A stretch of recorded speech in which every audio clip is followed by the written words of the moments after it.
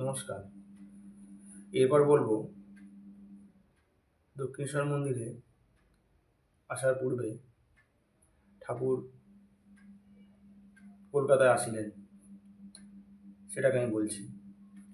শ্রী ঠাকুর অগ্রজ দাদা রামকুমার চ্যাটার্জির সঙ্গে কলকাতায় এলেন নিত্য পুজো কাজ সম্পন্ন করার জন্য।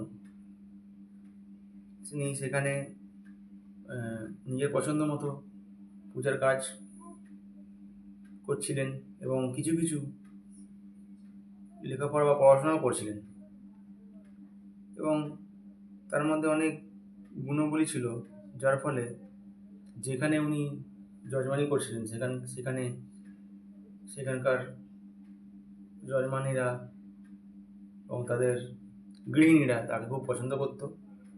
তার কর্মদক্ষতা, সরল ব্যবহার, দেবভক্তি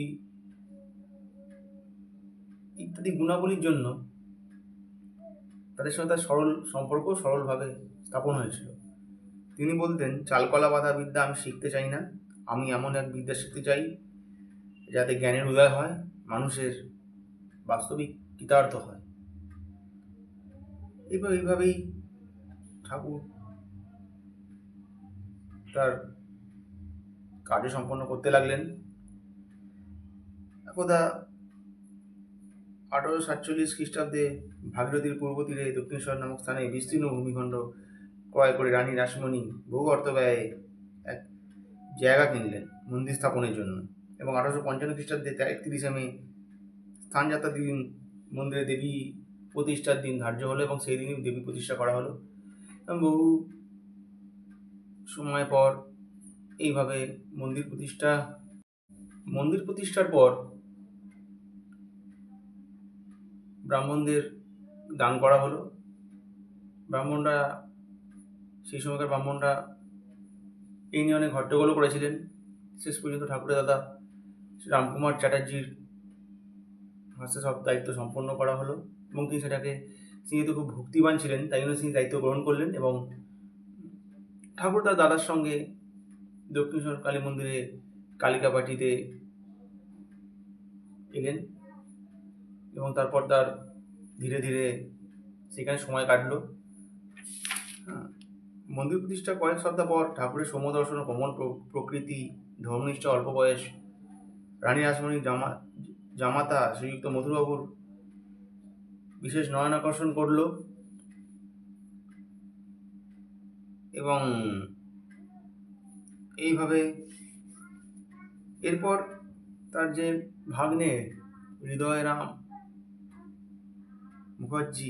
মুখোপাধ্যায় কর্মের সন্ধ্যায় দক্ষিণেশ্বরে উপস্থিত হন, এবং দুজনে মিলে সেখানে দক্ষিণেশ্বরের যাবতীয় পূজার দায়িত্ব কর্ম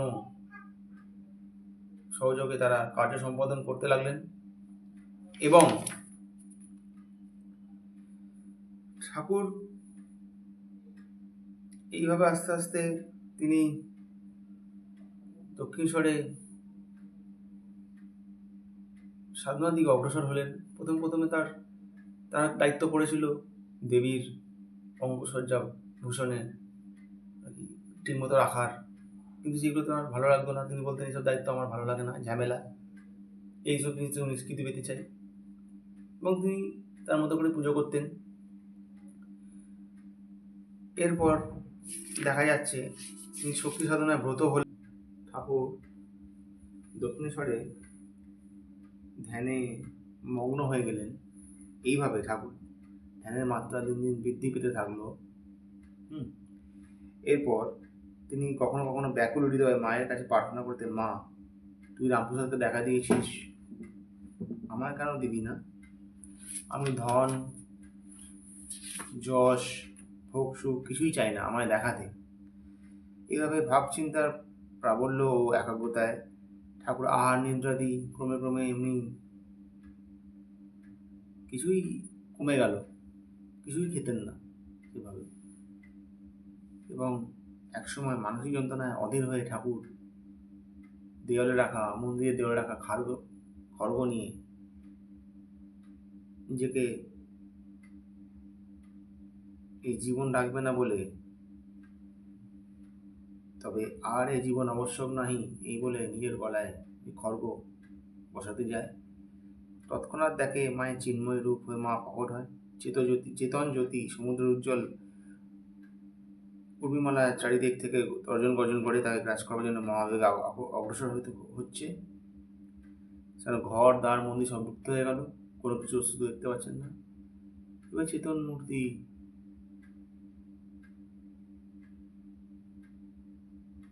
এই চিন্ময় ভাবে রূপে মা তাকে দর্শন দেয় এবং তিনি মায়ের দর্শন পান। মাঝে মাঝে কখনো কখনো তিনি ব্যাকুল হয়ে ডাকতেন, কেঁদে ভাসাতেন। মাকে যখন দেখতে পেতেন না, আবার দর্শন পেলে আবার আগের মতো স্বাভাবিক হয়ে যেতেন। আবার কখনো কখনো উনি ওই আকুল প্রাণে কেঁদে ভাসাতেন। কখনো কখনো বিড়ালকে ডেকে বলতো, খাবি মা, খাবি মা। ভোগের অন্ন তাকে খাওয়াইতে দিতেন। এইভাবে কখনো কখনো বিড়ালকে ভোগের অন্ন দিতেন। কখনো পূজার সময় ফুল নিজের মাথায়, বুকে, সর্বাঙ্গে, এমনকি নিজের পা পর্যন্ত স্পর্শ করে মাকে সেই ফুল উৎসর্গ করতেন। হ্যাঁ, নিজে এই ভোগ প্রসাদী অন্ন এটা করে মাকে সেই অন্ন খাবি মা করে খাওয়াতে যেতেন। এবার অনেকে সেটাকে ভুল ব্যাখ্যা করতো, তাকে পাগল বলেও অনেকে অনেক পেছনে আর কি বলতো। এইরকম জিনিস হতো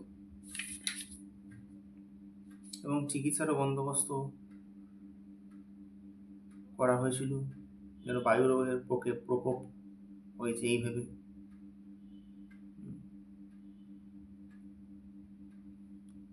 এইভাবে চলতো। নমস্কার।